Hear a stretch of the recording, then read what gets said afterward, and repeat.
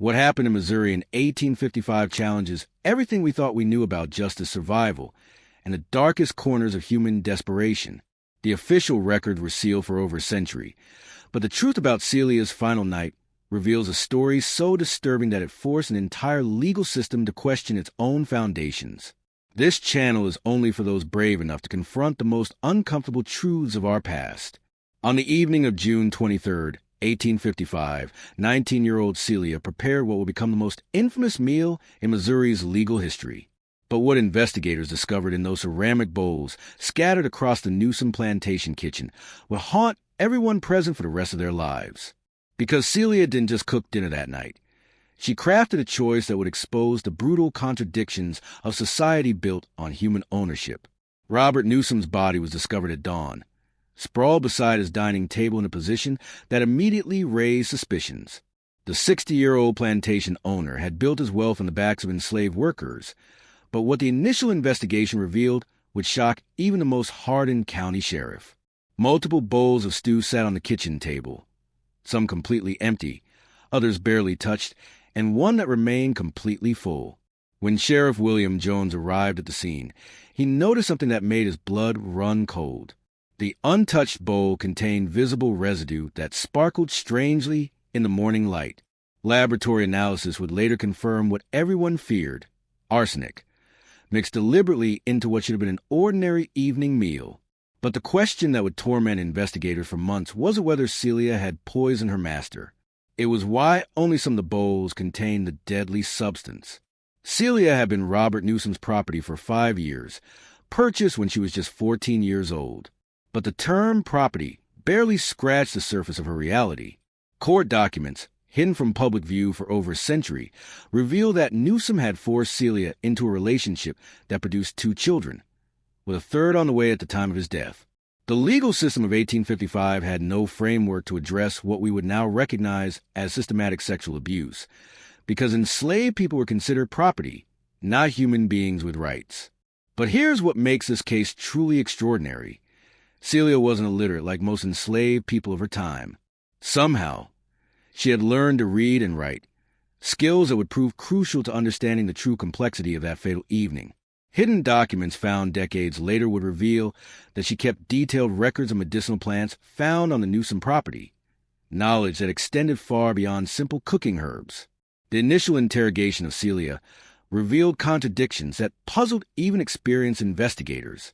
She admitted to preparing the stew, admitted to adding something extra to the pot, but her description of events kept shifting in ways that suggested either deception or genuine confusion.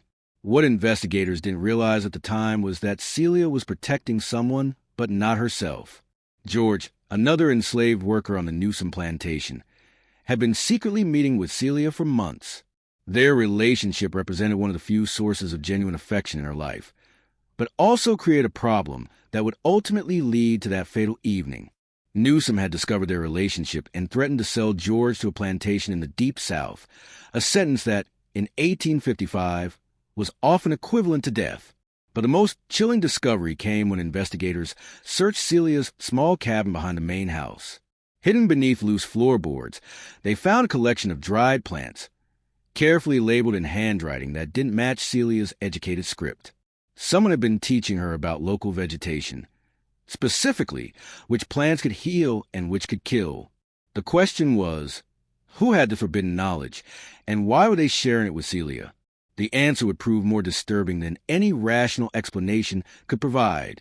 Dr. Samuel Richardson, the local physician who had treated the Newsom family for years, had been making regular visits to the plantation, not to tend to Robert Newsom, but to provide secret medical care to enslaved workers who couldn't afford his services. It was Richardson who had taught Celia to identify medicinal plants, never imagining that this knowledge would be turned towards such a dark purpose. However, this was only the beginning of something much darker. Richardson's private journals, discovered in the 1960s, revealed that he had been documenting the systematic abuse of enslaved women on plantations throughout Callaway County. His entries about Celia's situation were particularly detailed, describing her repeated pregnancies and the physical evidence of violence he observed during his clandestine medical visits. What happened next would haunt everyone present for the rest of their lives. As the investigation deepened, It became clear that the night of June 23rd had not unfolded as anyone initially believed. Celia hadn't simply prepared a poison meal in a moment of desperation. She had carefully calculated every aspect of that evening, from the timing of Newsom's usual dinner hour to the specific placement of each bowl on the table. The breakthrough came when investigators realized that the kitchen contained evidence of two completely different meals being prepared simultaneously. Celia had cooked her usual stew for the household, but she had also prepared something else, something that she intended to consume herself. The second pot contained a much higher concentration of arsenic, suggesting that her original plan hadn't been murder, but suicide. But what changed her mind? The answer lies in a letter that Celia never had the chance to send, found hidden in the chimney of her cabin. Written in her careful handwriting, it revealed the true horror of her situation. She was pregnant again with Newsom's child, but she had also discovered something that made continuing to live impossible. Newsom had arranged to sell her unborn child before it was even born, a practice that was legal but rarely documented so explicitly. The trial of Celia began on October 9th, 1855, and immediately exposed the fundamental contradictions of a legal system that recognized enslaved people as both property and moral agents. How could someone who was legally considered property be held responsible for destroying other property, namely her owner? The prosecution argued that Celia was capable of planning and executing murder, which implied a level of moral agency that slavery legally denied. Defense attorney John Jameson made an argument that was revolutionary for its time. He claimed that Celia had the right to defend herself against sexual assault, even if her attacker was her legal owner. This defense strategy was so unprecedented that the judge had no legal precedent to guide his decision. The case forced everyone in the courtroom to confront an uncomfortable question. If enslaved people had no rights, how could they be held morally responsible for their actions? But the trial also revealed details that hadn't emerged during the initial investigation. The autopsy report, sealed for over a century, showed that Robert Newsom hadn't died from arsenic poisoning alone. He had sustained blunt force trauma to his head, suggesting a physical struggle had occurred before the poison took effect.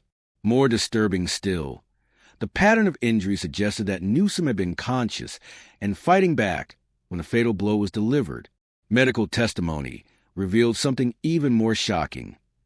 The amount of arsenic found in Newsom's system wasn't sufficient to cause immediate death. He would have experienced severe pain and incapacitation, but he would have remained conscious for several hours. This meant that whatever had happened in that kitchen had been prolonged and deliberate, not a moment of desperate impulse. George's testimony provided the missing piece of the puzzle. On the night of June 23rd, he had arrived at the main house to find Newsom attacking Celia in the kitchen. The poison had already begun to take effect, but Newsom was still conscious and violent. What followed was a desperate struggle between a dying man determined to inflict final punishment and two people fighting for their lives and freedom. The multiple bowls of stew suddenly made perfect sense. Celia had prepared separate portions because she hadn't been sure which members of the household would be present for dinner. The arsenic wasn't randomly distributed. It was carefully targeted. Only Newsom's bowl had contained a fatal dose. The others were meant to cause illness, providing cover for what she truly intended to be her final act on Earth. Thank you for staying with us. The most shocking part is coming, because what the trial revealed next would challenge every assumption about Celia's motivations and force everyone to reconsider what had really happened that night.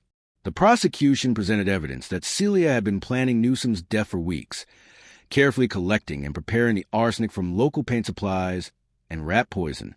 But the defense revealed something that changed the entire narrative. Celia hadn't been acting alone. The most damning piece of evidence came from an unexpected source. Mary, Newsom's adult daughter who lived in the main house, had been helping Celia plan the escape that was supposed to follow Newsom's death. Mary had discovered her father's abuse of Celia months earlier and had been secretly providing money and information that would allow Celia and George to flee to Illinois after the poisoning. But Mary's plan had a fatal flaw. She had underestimated her father's physical strength and overestimated the arsenic's effectiveness.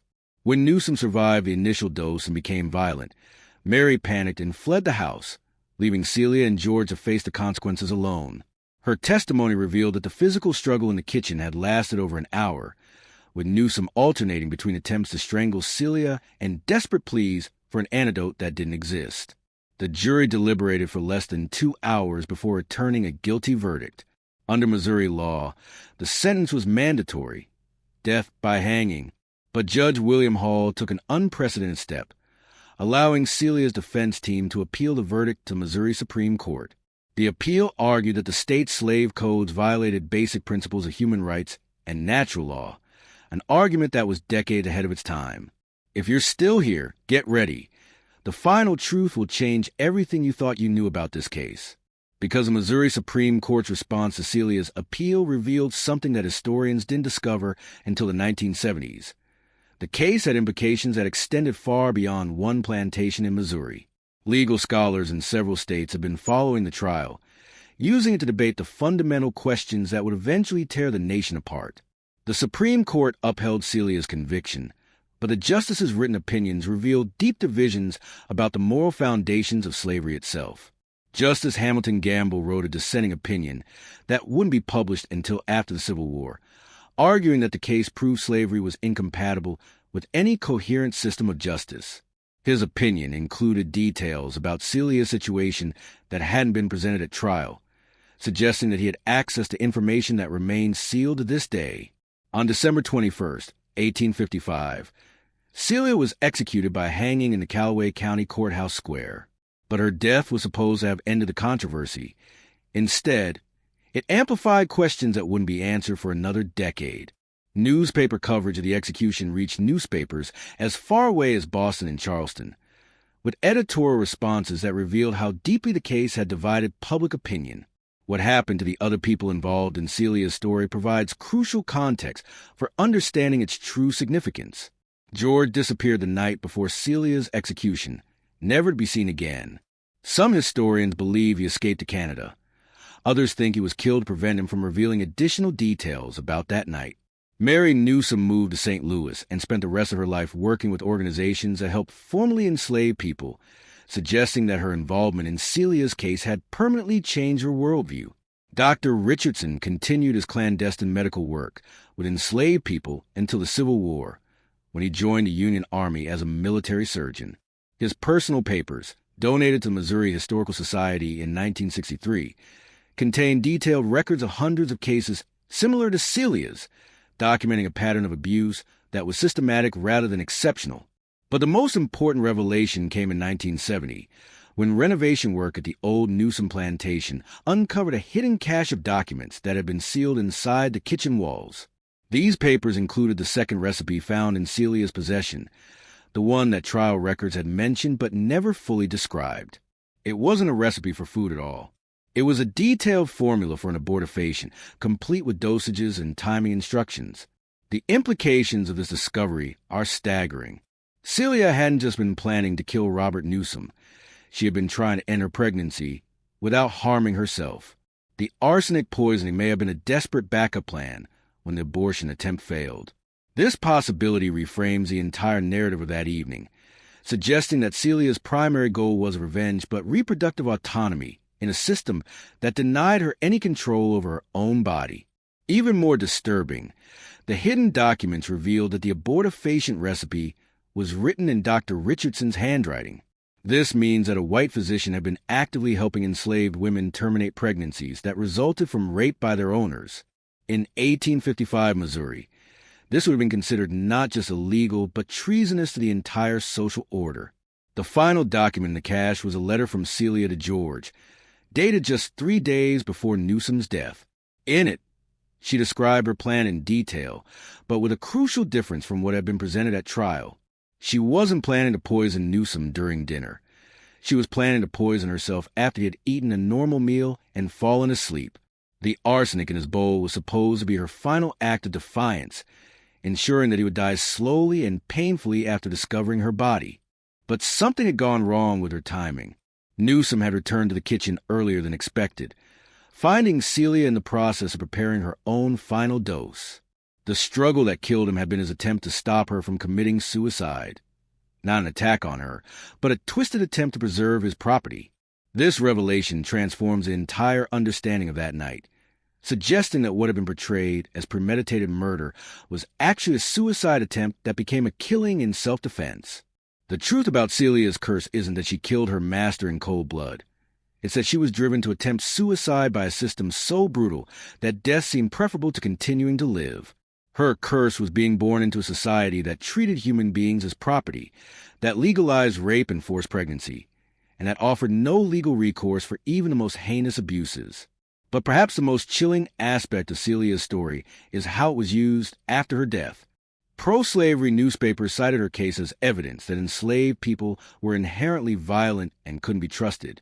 Anti-slavery publications used it to demonstrate the moral corruption of the slave system. Neither side seemed particularly interested in Celia as a human being. She had become a symbol to be manipulated rather than a person whose suffering deserved recognition. The question that haunts historians today isn't whether Celia was guilty of murder. The evidence makes clear that she killed Robert Newsom in what would now be recognized as self-defense during an attempted sexual assault. The real question is why her story was deliberately obscured for over a century, and what other similar cases remain hidden in sealed court records throughout the former slave states. Recent scholarship has identified dozens of cases similar to Celia's, suggesting that resistance to sexual violence was far more common among enslaved women than traditional histories acknowledged. But most of these women didn't have Celia's education or access to literacy, so their stories were never recorded in their own words. They exist only in the hostile testimony of their accusers and the clinical language of legal proceedings. Celia's legacy isn't just her individual story. It's what her case revealed about the fundamental impossibilities of a legal system built on human bondage. Her trial forced everyone involved to confront questions that the law couldn't answer. Can property commit crimes? Can victims be held responsible for their own victimization? Can justice exist within an unjust system? These questions weren't answered in 1855, and arguably, they continue to challenge our legal system today. Cases involving domestic violence, sexual assault, and self-defense still struggle with many of the same contradictions that made Celia's trial so problematic. The victim's right to self-defense conflicts with societal expectations of submission and nonviolence, creating impossible choices for people trapped in abusive situations. But there's one final mystery that the discovered documents couldn't solve. Among Celia's hidden papers was a partial letter addressed to someone identified only as sister. The letter describes plans for after the night of reckoning, including specific instructions for caring for her children and distributing her few personal possessions. But Celia had no known sisters. She had been separated from her family when she was sold to Newsom as a teenager. Who was this mysterious sister? And why haven't historians been able to identify her? The letter suggests that Celia had connections within a broader network of enslaved and free black women who were actively resisting the slave system. References to safe houses and Northern friends imply that Celia's plans extended far beyond her individual situation, pointing toward organized resistance activities that were carefully hidden from white authorities. This possibility adds another layer of complexity to Celia's story. Perhaps she wasn't an isolated victim fighting back in desperation, but part of a coordinated effort to challenge the slave system through direct action. Her case might represent not just individual resistance, but collective organization that was far more sophisticated than most historical accounts acknowledge. The final document found in Celia's cache was a map showing routes between Missouri and Kansas territory, marked with symbols that appear to indicate safe houses and danger zones. This map suggests that plans for escape had been in development long before the events of June 23rd, and that multiple people were involved in preparations that extended across state lines. If this interpretation is correct, then Celia's story becomes even more remarkable. She wasn't just a victim who fought back. She was an active participant in the Underground Railroad and broader resistance networks that were working to undermine slavery throughout the border states.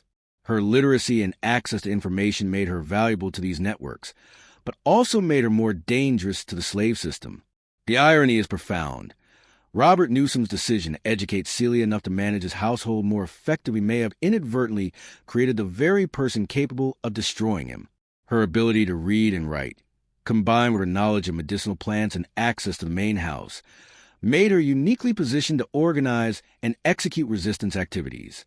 But We may never know the full extent of Celia's involvement in organized resistance, because the people who could have provided testimony were either enslaved themselves or committed to maintaining secrecy even after emancipation. The documents found in 1970 raised more questions than they answered, opening research possibilities that continue to challenge historians today.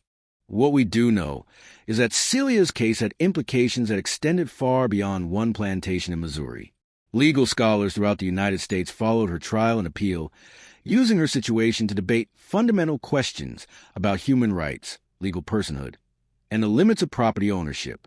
Her case contributed to the growing tensions that would eventually lead to civil war. Perhaps most importantly, Celia's story demonstrates that enslaved people were never passive victims of their circumstances. Even within the most oppressive system in American history, people found ways to resist, to maintain their humanity, and to fight for their freedom. Celia's courage in the face of impossible circumstances represents thousands of similar stories that were never recorded or were deliberately suppressed. The curse of Celia's story isn't supernatural. It's the curse of society that created conditions so brutal that death seemed preferable to continued existence. Her legacy challenges us to examine how systems of oppression continue to create impossible choices for vulnerable people, and how legal institutions can either perpetuate or challenge fundamental injustices. But the question that remains unanswered, the one that continues to haunt researchers who study Celia's case, is this. What other stories like hers remain hidden in courthouse basements and family attics throughout the American South? How many other women like Celia chose resistance over submission, only to have their stories buried by the very system they challenged? And perhaps most disturbing of all, in a legal system that considered Celia's life worthless enough to end it for defending herself, how can we trust any of the official records about what really happened that night? The truth about Celia may be far more complex and heroic than even the recently discovered documents suggest, lost forever in the gap between what happened and what powerful people were willing to record. And don't miss our next video. Subscribe to the channel and enter the placelet and follow other stories so intriguing and frightening like this. Click on the screen to watch it now.